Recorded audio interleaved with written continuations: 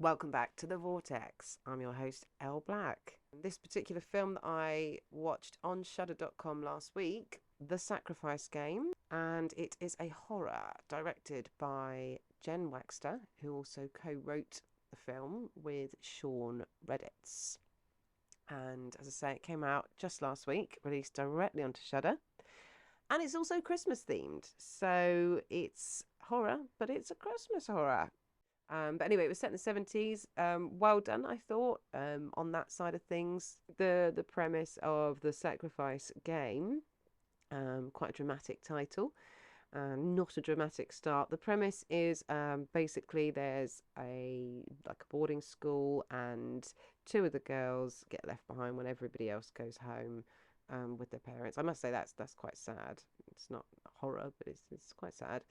They were the only two that didn't get collected by their families and have to spend the whole Christmas period at their school again. They're obviously waiting all year or what have you to get out of their school, and they have to spend Christmas with their teacher.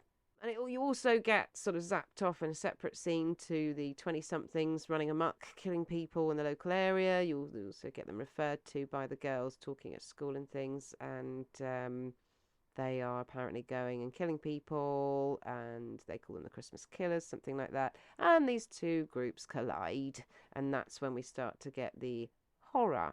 I have to say, it was quite a slow start. I know you have to sort of get introduced to why and the concept and everything, and there was a little bit of killing, technically, but you didn't sort of see it. It was implied with the gang sort of running amok, like I say. And then when they do collide with the kids, for quite a while, it was cringy, to be honest, really awkward. I have to say, this particular scene when they were giving them their Christmas presents. I mean, if you are being given your Christmas presents by somebody who's broken into the school and threatening you with knives and things, yeah, okay, it's scary, I get that, but it didn't really, to me, it didn't come across quite like that. It was literally like, here you go, have your presents. Okay. And then at one point it was supposed to be horrific and dramatic and horrible and torture, but she was just having to eat mashed potato with her face. Like, I guess the idea was she was supposed to be drowning in it. It definitely wasn't deep enough for that. I mean, I would have just enjoyed it. I am somebody who has literally put my face in food before, to enjoy. So maybe that's just me, but that whole scene wasn't that scary. And then when they do kill someone, it's just so quick.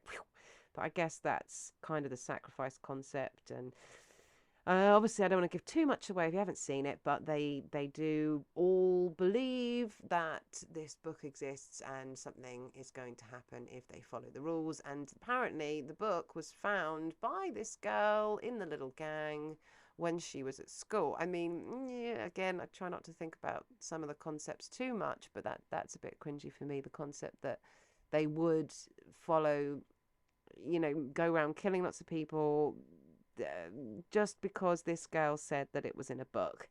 Um, yeah, yeah. I They do this scene where they talk about how all of the guys really fancy the girl. So there is that. That can be quite a draw. I know that myself. So, but yeah, being completely convinced and obsessed with the theory of a book that they've never even seen. And the killing's not graphic, but it's quite well done. In a way, it's well done. It's reasonably well acted.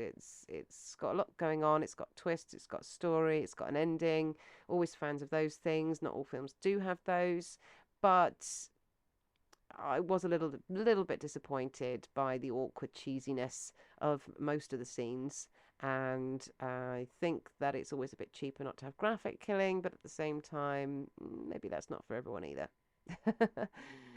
Check it out yourself. Let me know what you think, because as you can tell, I'm sort of on the fence with this one. Sorry to be boring.